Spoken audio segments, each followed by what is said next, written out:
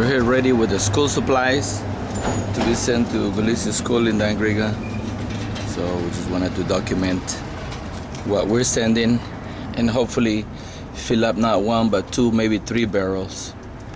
All right.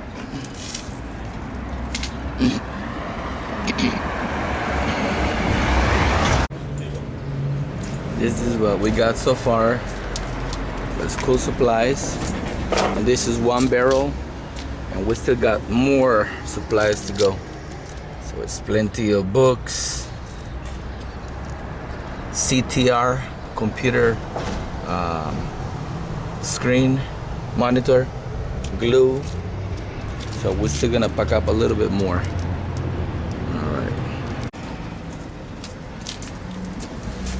Alright, the barrel is full and we're getting ready to bring it inside the store to write a receipt and get it ready to be shipped to Gulisi Community School in Dangriga, primary school in Dangriga.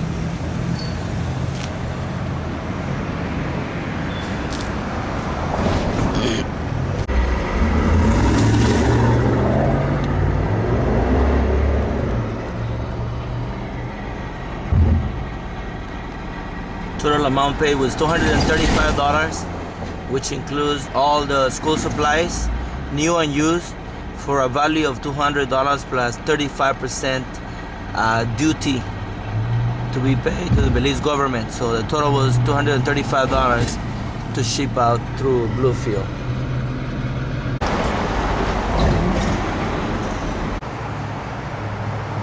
Good afternoon. This is the Blazer Learning Center at 1517 West 48. This is where the Garifuna classes will be taught starting this Saturday, March 1st. All right.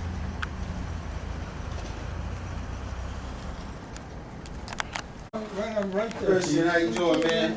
Fine. What's this?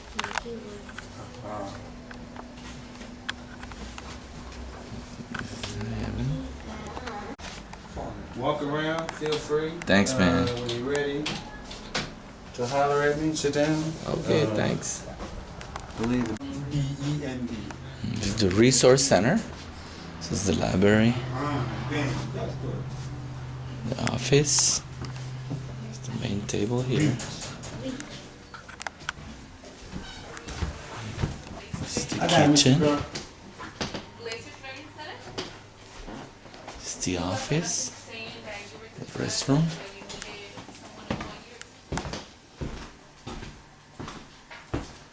And this is the exit to the patio area. Wow. This is the big old patio here.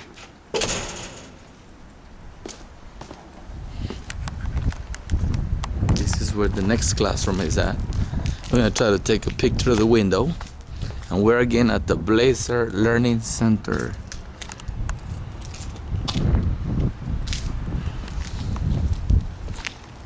This is the basketball court.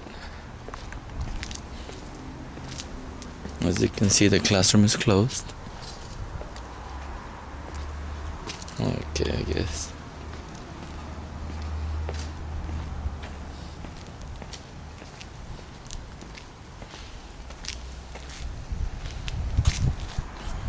Wow. Right.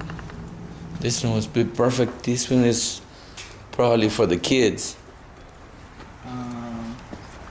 And then we have two groups, the adults who speak fluent Garifuna, who are learning how to write it, and then the beginners who don't know anything about it. Hold on, let me get my key. Okay.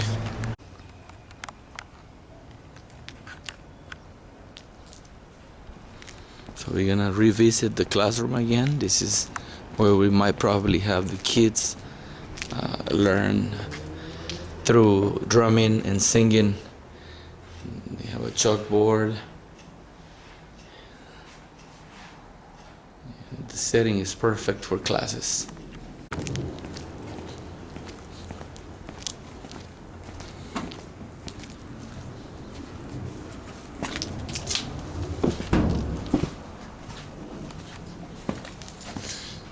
Yeah, this.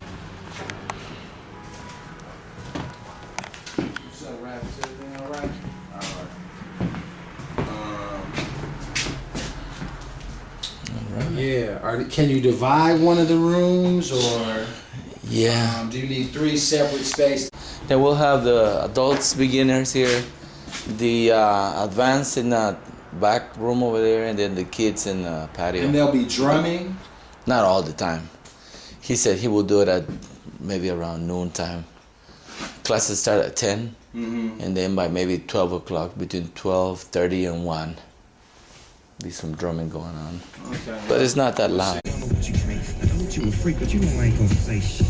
See my game. What day is it today, Sonny? Friday.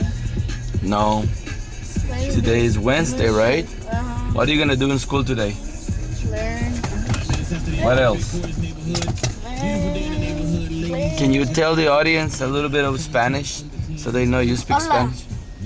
¿Cómo te llamas? Isani. ¿Cuántos años tenés? 8. ¿Cuándo es tu cumpleaños, Isani? March 3rd. This Monday, right? Yes. It's your birthday. Yes.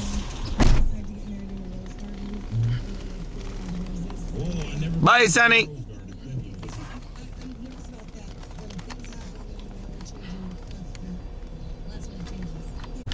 Yes. Okay. Where you find your kid? Tattoo stomach? Yes. Yeah, that's gonna be very.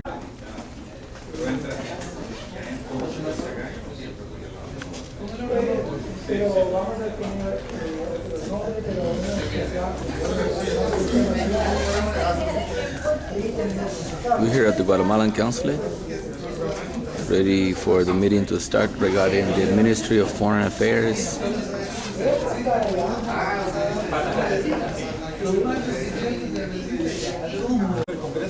Excelente. ¿El decreto?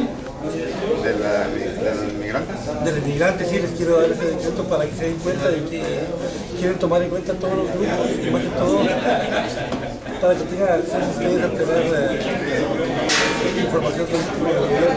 ¡Ven para acá, hombre! Aquí está el locutor número 1 de Guatemala, directamente de la radio Ciros, de la Ciros. Varias, ¿Cómo no solo está? Ciros, ¿sabes? La radio Ciros. Saludo ahí, don Oiga, bueno, un saludo para TikTok. Ronnie. Ronnie, el pionero y promotor de los productos guatemaltecos de la Western. Santa Mónica, que es Camic. Ya. Un saludo. Tito, tenía su chacarro ahí, ya lo vendió. En la Western. Ese Tito no sienta cabeza. Lo vamos a oír. Vamos a ver. Vamos a poner música marcha de Semana Santa. Ay, es excelente la temporada. Mucho gusto. Vamos a ver. Si me das tu tarjeta porque no tengo. Claro que sí. ¿Tienes negocio ahora o no? No, ahorita solo estoy trabajando. Tengo mi trabajo como pero estoy. ¿Cómo dice que se hicieron su fiesta? ¿Y por qué no se las anuncian en el programa? ¿Cómo? Bueno, ahí va a tener que tirar todo usted. Pero si me pagan. ¿Ya ves lo que dice ahí? No se preocupe, tenemos el canal del migrante que ahorita está pujando bien. Bueno, pero no tienen el público a nivel centroamericano, que es el mío. Sí.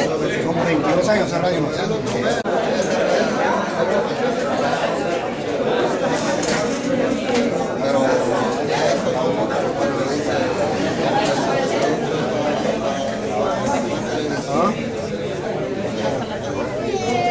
Anda el viejo ya. Ya llegó. ¿Qué me saludando? ¿El nuevo o el viejo? ¿Quién es el nuevo? El nuevo. Este es el nuevo viejo.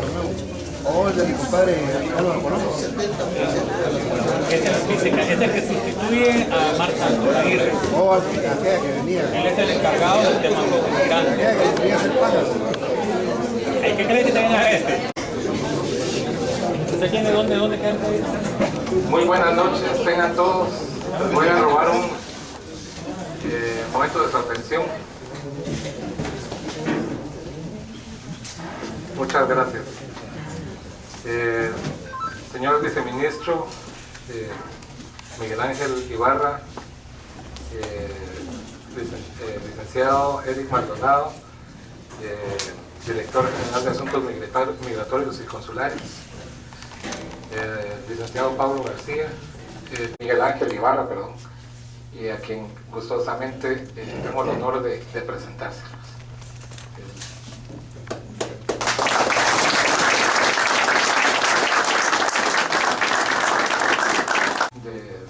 Del señor viceministro, y yo les voy a pedir favor a cada uno que vaya anotando las preguntas que tengan, y nosotros, nuestro personal del consulado va a estar recogiéndolas, va a pasar por las filas para que posteriormente a la presentación del señor viceministro podamos leerlas y darle respuesta a cada una de las inquietudes de ustedes.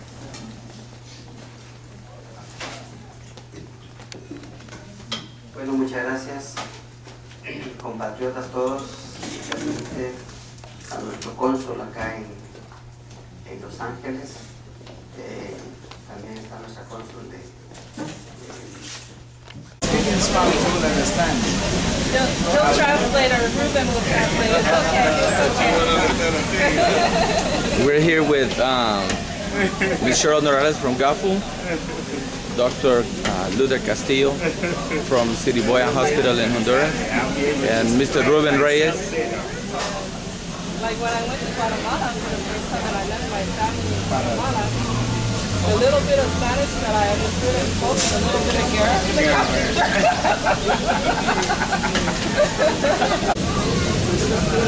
Then we have been here for maybe a month.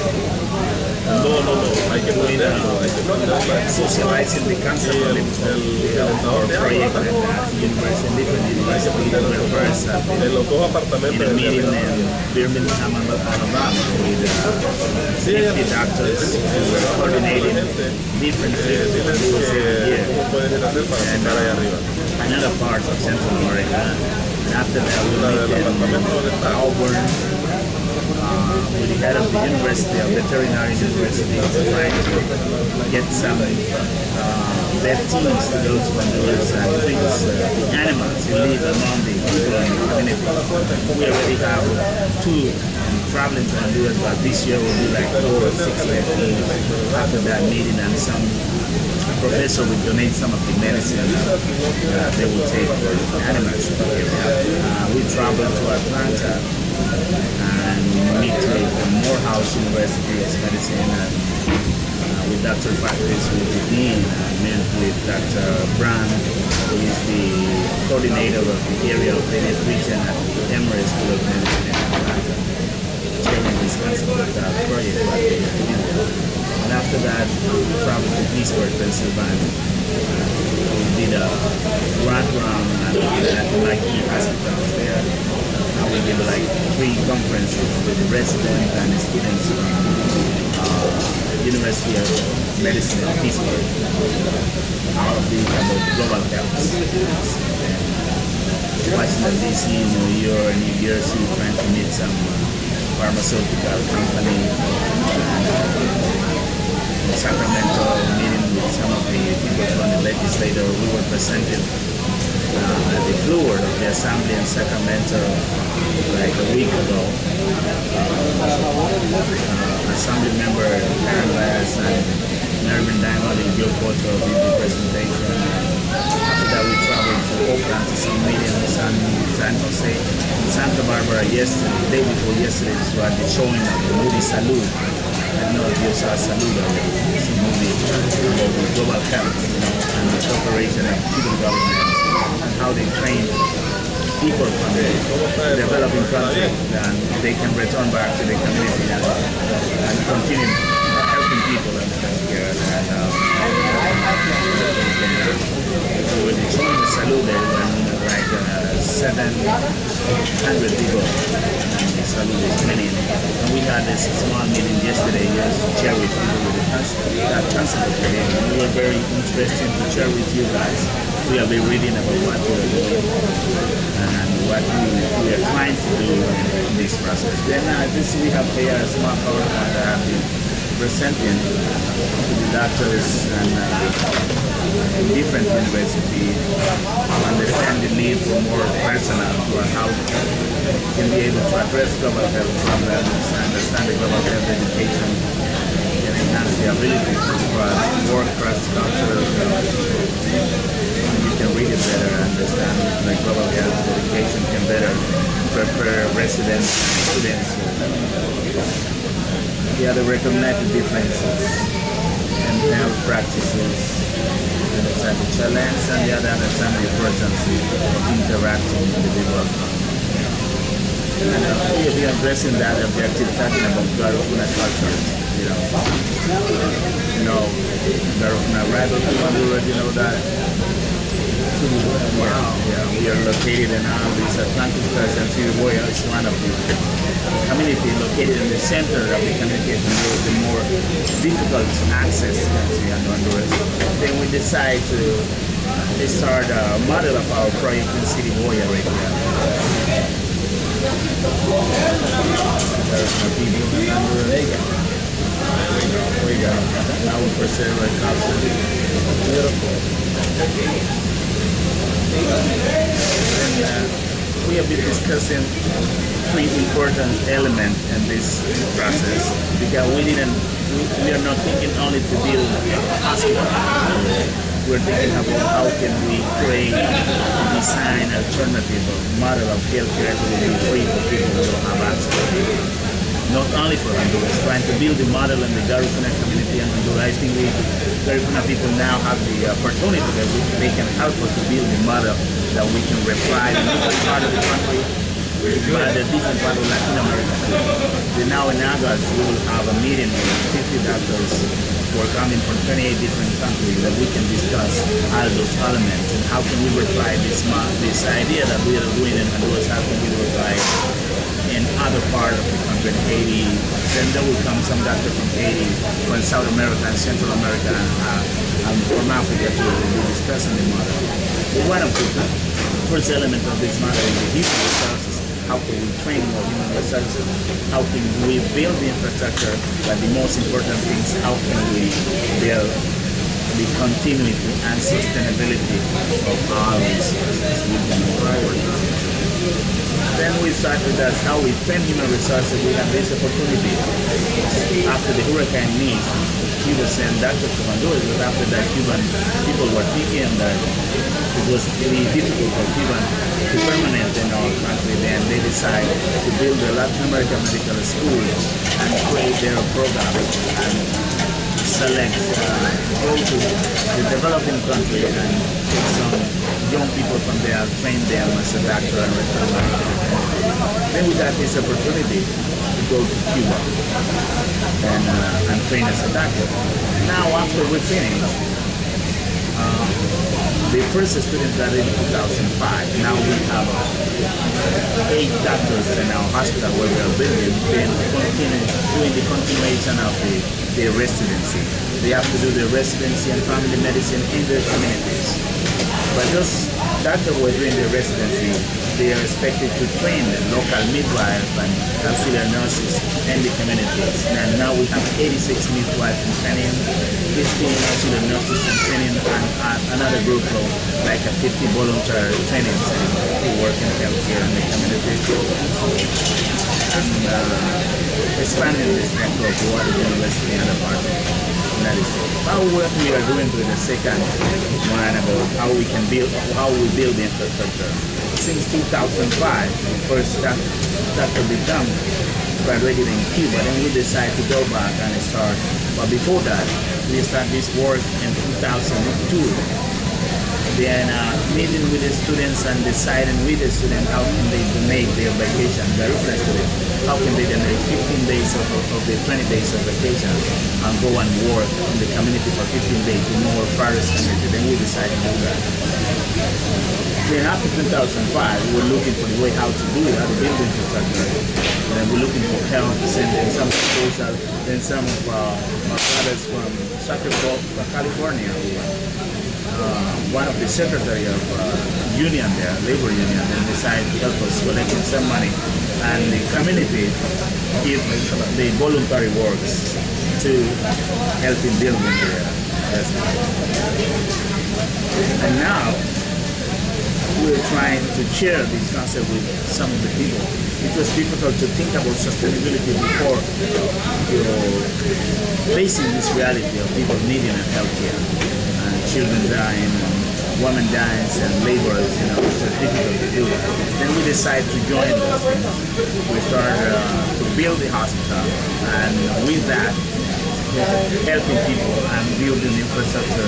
How can we build the sustainability of the process? Then we came here now to expand our social network with other people that we can share and help to build the sustainability of this process. That's some general characteristics of Honduras. I will send that to you by email. You can be able to see it. 8 other ethnic groups living there.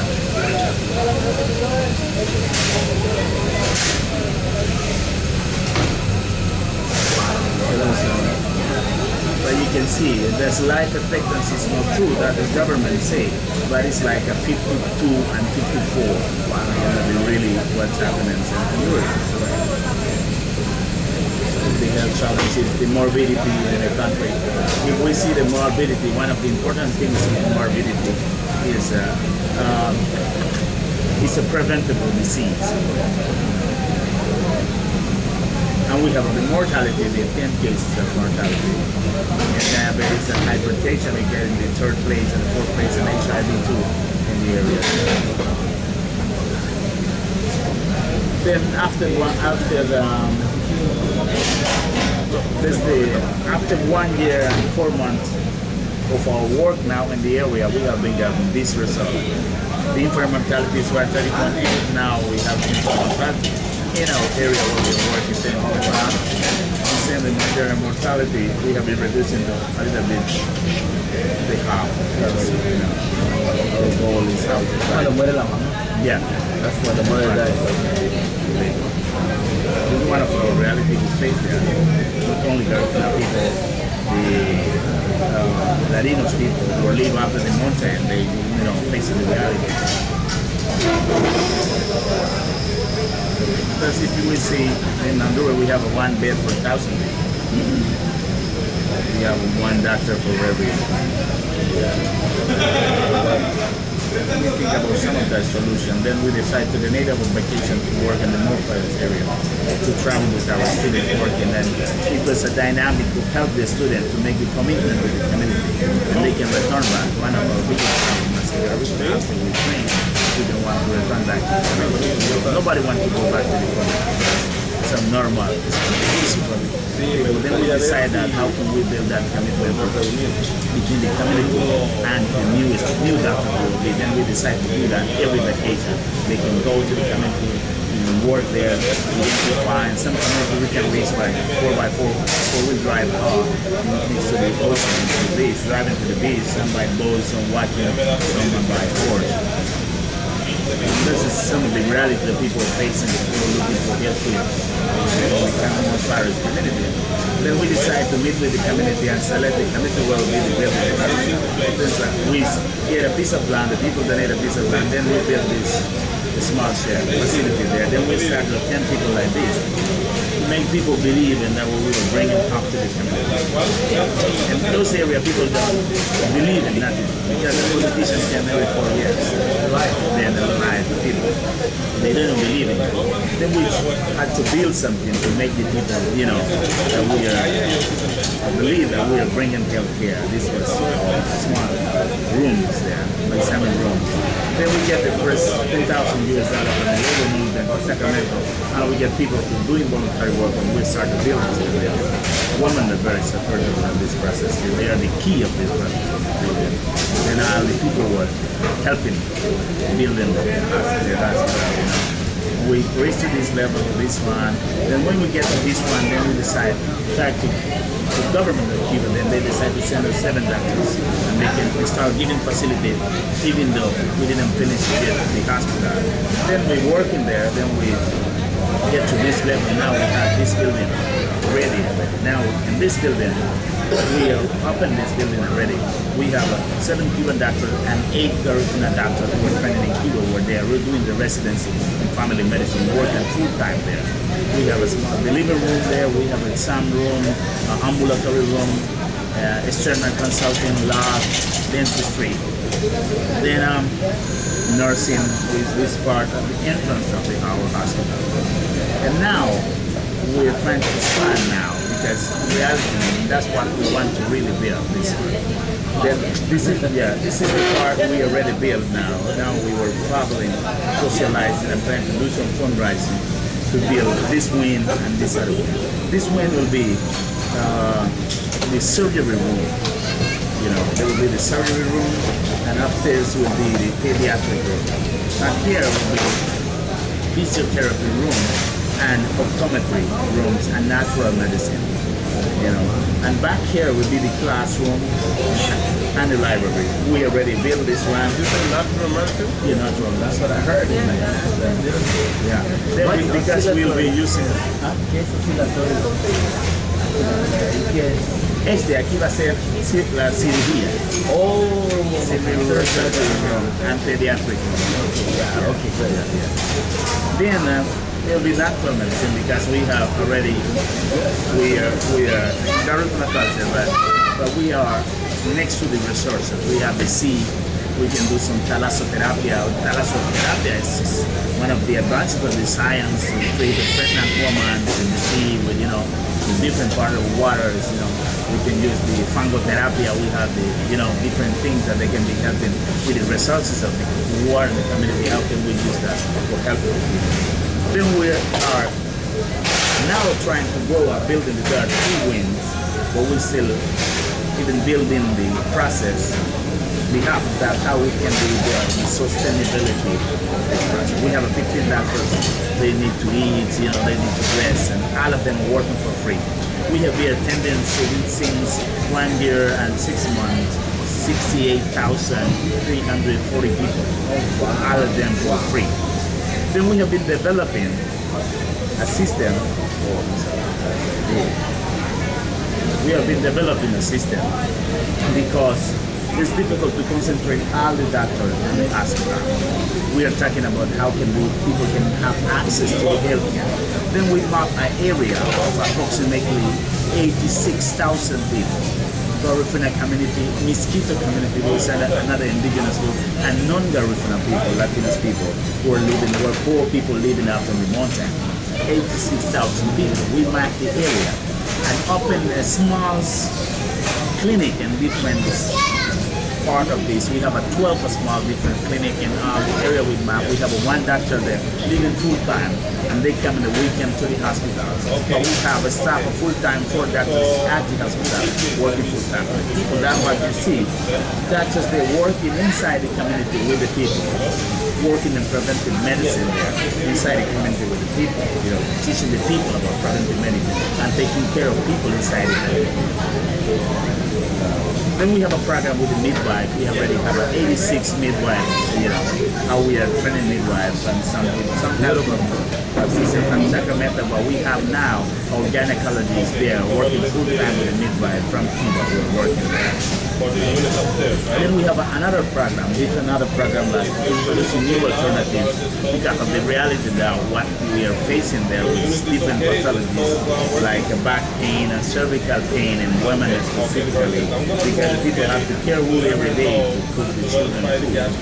Then we have been introducing some alternatives by looking for alternatives for that pathology because more than 95% of the women in this area has this kind of pathology because of the work that they do. Then we have been trying to introduce the Solar Cooker International. We went to Solar Cooker International trying to pick up the less expensive solar cooker that people can make it at the community, and they can help them maybe even to reduce even how more wood to cook, you know, and they can be reducing the wood, and then we can treat the people maybe with some of the comfort. And this is one of the challenges of our doctors. We were being challenging for them for 1 year looking for a solution for this problem.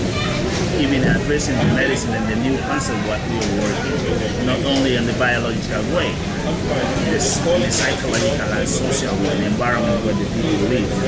The human being is not only bone and muscles, we have to give integral treatment for people to do that.